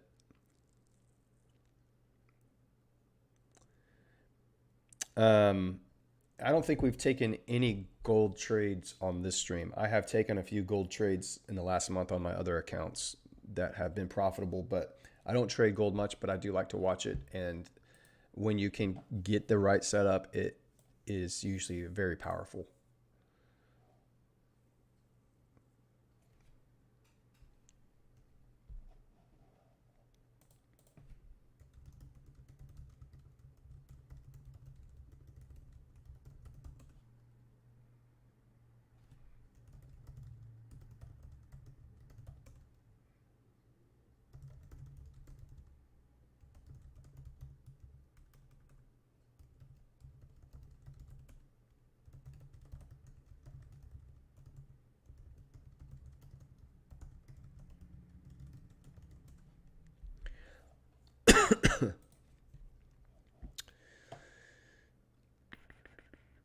Do you took one on gold at the same time as you forgot to cancel? Oh, that's right. That's right. We did. We called a gold setup and a EU setup. I forgot about that. That was that in our funded? I think that was on our funded account, wasn't it? When we just had our funded account. We had just passed phase 2. We had gotten funded. I think that was during just the 10K funded stage. We called a gold trade and an EU trade at the same time. And I said, whichever one gets triggered in, cancel the other one. Gold got triggered in and ended up hitting our stop loss.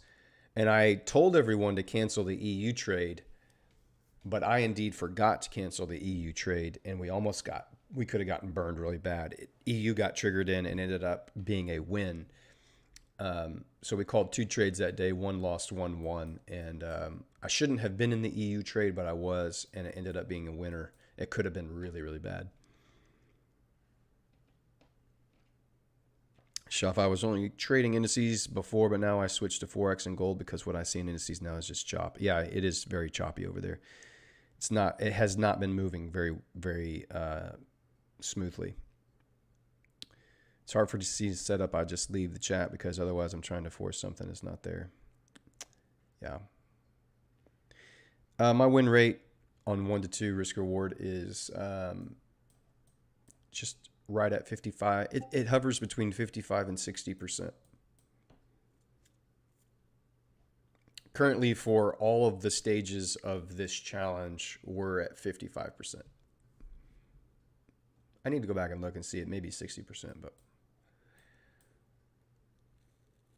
someone else can do that math for me if you have the time. And you don't need to apologize. If you have questions, just put them in there. Unless you've asked the same question 4 times. Then you can apologize. Totally fine with that.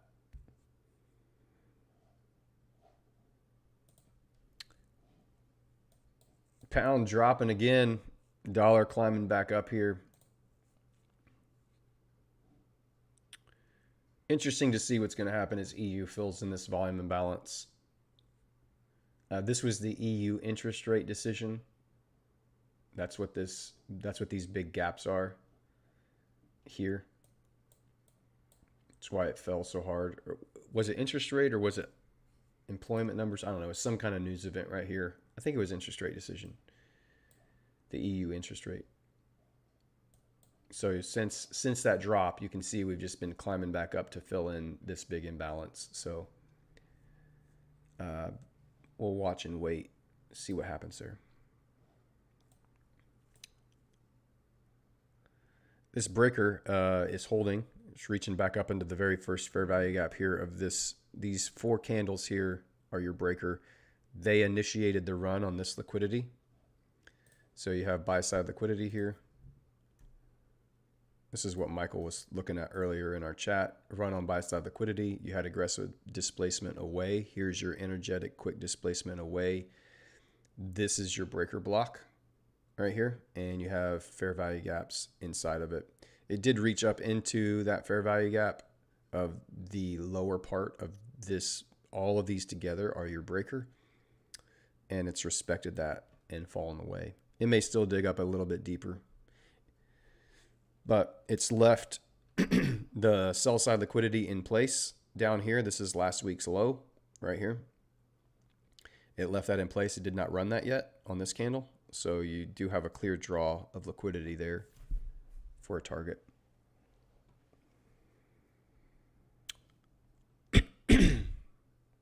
Metro AMD, welcome. You may see him in here. He is going to help moderate the channel for me. That's why his name may show up differently there. As we get more and more viewers, I may not be able to get to everything, and he can help answer questions, post links, such and such. So,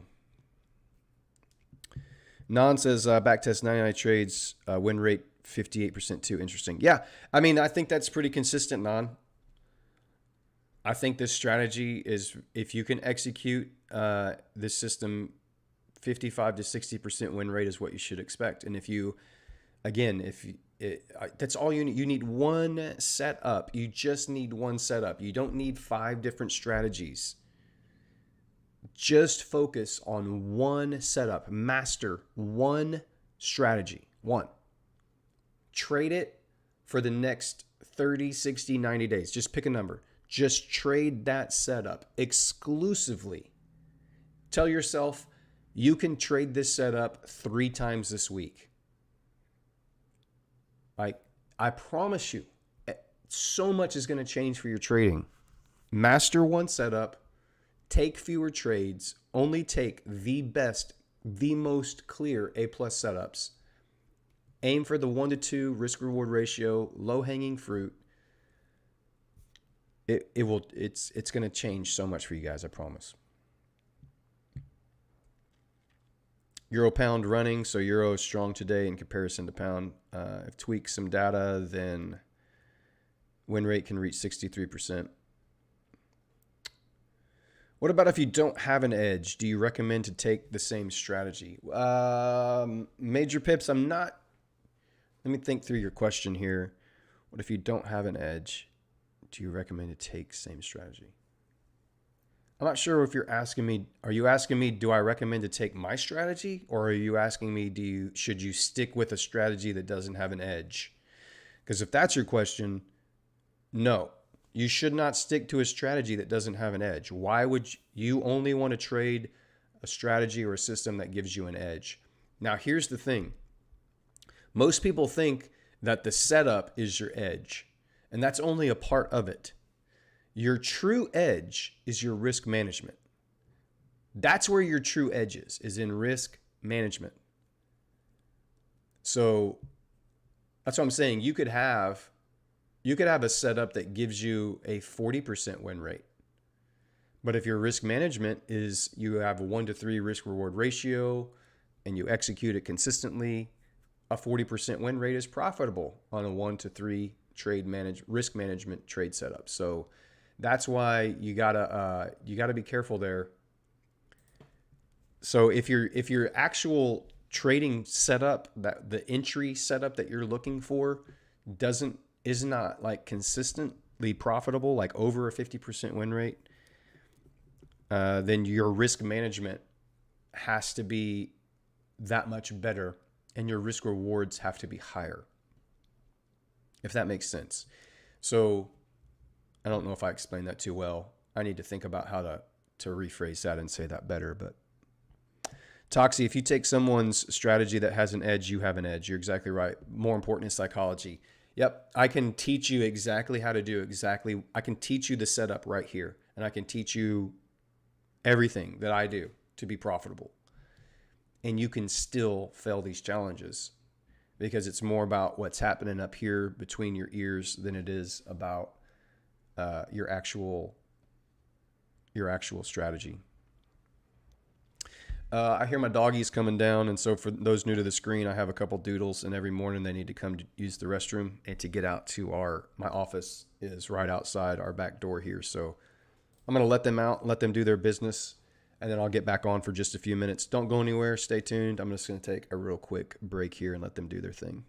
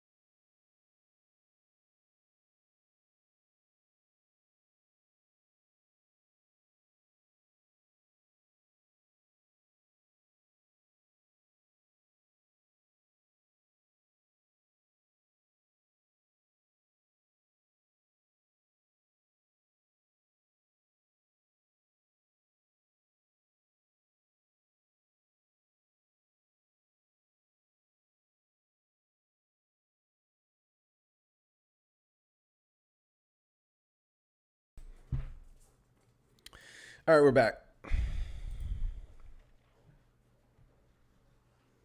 How did you find out you have an edge? I knew that this setup was profitable,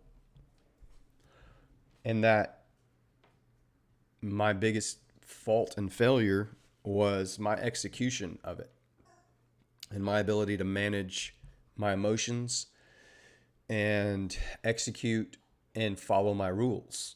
So once I was like, okay, look, I want to be a professional trader. What do professional traders do? They follow their rules. They execute without fail every single day. And they take very few trades, and they just take the best setups. So once I committed, I spent 2 months just committed to following my rules and committed to taking very few trades and committed myself to acting like and doing what professional traders do. And after those 2 months, I was like, holy crap. It's been right here all along. It's been right here. My edge has been right here all along. And I completely avoided it. The edge is execution. The edge is following your rules and your plan. You have the data that shows you if you take A+ setups, here's your expected win rate. So now you just have to execute that plan. And that's where it all falls apart for most people, is they don't have the self-discipline to consistently execute their trading plan. And that's the difference between amateurs and professionals. Amateurs treat this like a game. They treat this like a casino. They treat this like a get-rich-quick scheme. They treat this like they can just get in here and do it. And the market's going to spit them up and chew them out. That's why 90% of people just fail over and over and over again. 1 to 3 or 2 will do the job and will eliminate greed. I used to be greedy and used to wait till the price gets where I'm waiting for it to go. Most of the time it will reverse and then you're left with nothing. Toxie says lots of people, for example, try to learn ICT, but that's also not a 100% win rate. And when they start losing, they start spiraling. John Jones says, I've had a 50% win rate this month and I'm losing money due to commission fees. So on the, you'll notice, John, on mine, I take a 1 to 2 risk reward, but it's a little bit more than 1 to 2 to cover up any commissions and fees. Are you doing 1 to 1, John? 50% win rate. Is your risk reward ratio 1 to 1? And the commissions and fees are eaten into that? I need to understand that, what your risk reward ratio there is. Toxie, any basic strategy can have an edge, but without psychology, you aren't anywhere. Toxie is exactly right. Any strategy, most trading strategies have an edge. If you backtest them, you can see that you can find out what a win rate is. Like pick a trading session that works for you, London, New York, whatever. Pick a time in that trading session that you're going to focus on. Go back and back test that pair only in that time session and see what your win rate is over 100 trades or 200 trades. You'll find out how profitable it is, or what an expected win rate would be if you executed those perfect setups. Here's the thing. Your true data and your true number of what your win rate is based off of your live data, not your back testing data. Okay? Because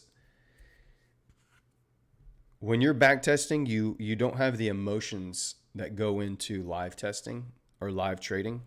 And so you need to have, it's fine to back test. It's fine. Like, you need to be able to identify what your setup looks like. You need to be able to identify when it happens, why it happens, where it happens.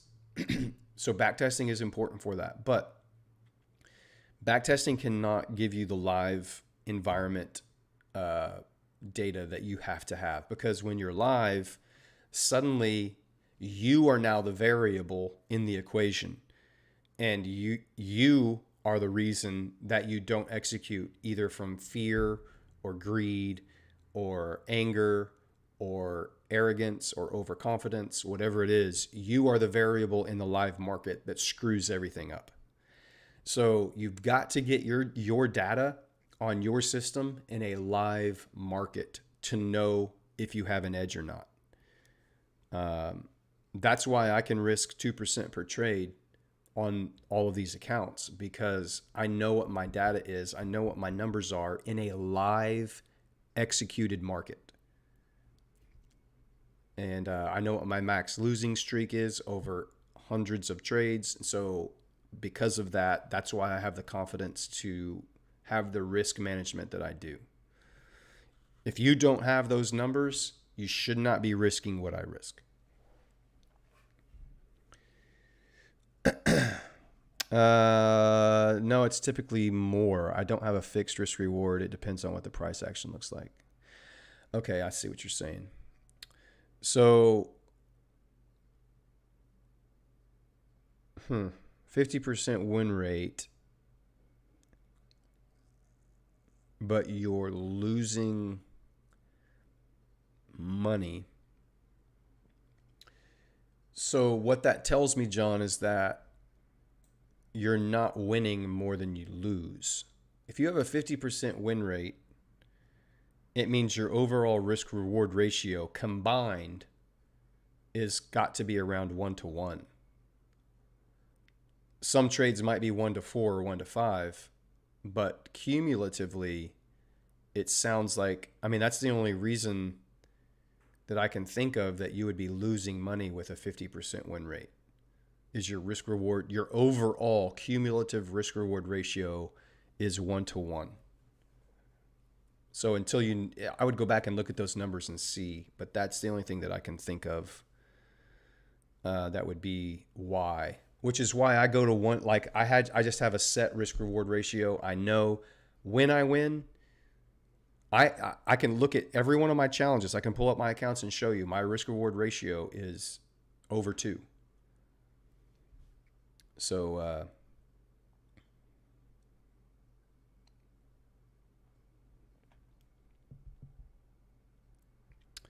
the EU setup is not forming.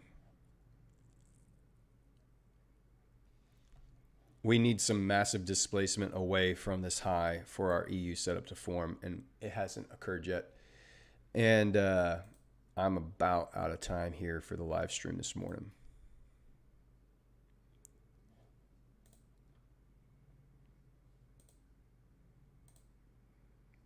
Just not a whole lot moving today, which is very typical for Mondays. So there's nothing to be worried about there. There's nothing to be upset about. There's nothing to be frustrated by.